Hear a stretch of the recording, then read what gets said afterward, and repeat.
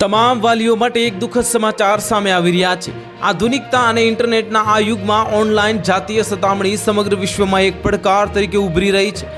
The લેસેન્ડ child and એડોલસેન્ટ હેલ્થમાં પ્રકાશિત થયેલા એક અભ્યાસ મુજબ ગયા વર્ષે વિશ્વભરમાં 12માંથી એક બાળક કોઈક સમયે ઓનલાઈન જાતીય શોષણનો શિકાર બન્યું હતું। વૈશ્વિક સ્તરે જે ઇન્ટરનેટ અને સોશિયલ મીડિયાના વધતા ઉપયોગ સાથે આવા કેસોમાં ઝડપથી વધારો થઈ રહ્યો છે, જેમાં પોર્નોગ્રાફી, સેક્સ સેટિંગ અને ઓનલાઈન ગ્રૂમિંગ તેમજ ફોટોની હેરાફેરીનો સમાવેશ થાય છે। અને એડિનબર્ગ યુનિવર્સિટી અને ચાઇના એગ્રીકલ્ચર યુનિવર્સિટીના સંશોધકોએ 2010થી 2023 દરમિયાન હાથ ધરાયેલા 123 અભ્યાસોનું વિશ્લેષણ કર્યું હતું, જેમાં જાણવા મળ્યું હતું કે વિશ્વભરમાં 8માંથી એક બાળક ઓનલાઈન જાતીય શોષણથી પ્રભાવિત છે, જ્યારે તે જ સંખ્યાએ આ પ્રવૃત્તિમાં સામેલ થવા માટે વિનંતી કરી છે। અને વિશ્વભરમાં 12માંથી એક બાળક છેલ્લા વર્ષમાં ઓછામાં ઓછા એક પ્રકારનું ઓનલાઈન જાતીય શોષણ અથવા તો દુર્વ્યવહારનો ભોગ બન્યું છે।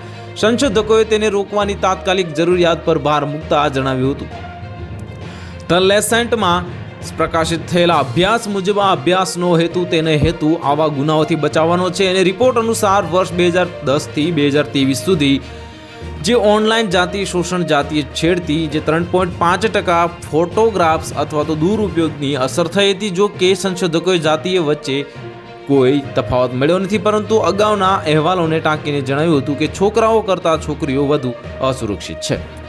હાલ માટે આટલું જ। મળીશું નવી અપડેટ સાથે। જો તમને અમારા વિડીયો પસંદ આવતા હોય તો વિડીયોને લાઇક કરી દેજો, ચેનલને સબસ્ક્રાઇબ કરી બાજુમાં આવેલા બેલ આઇકનને દબાવી દો, જેથી તમને આવા સમાચારની અપડેટ મળતી રહે।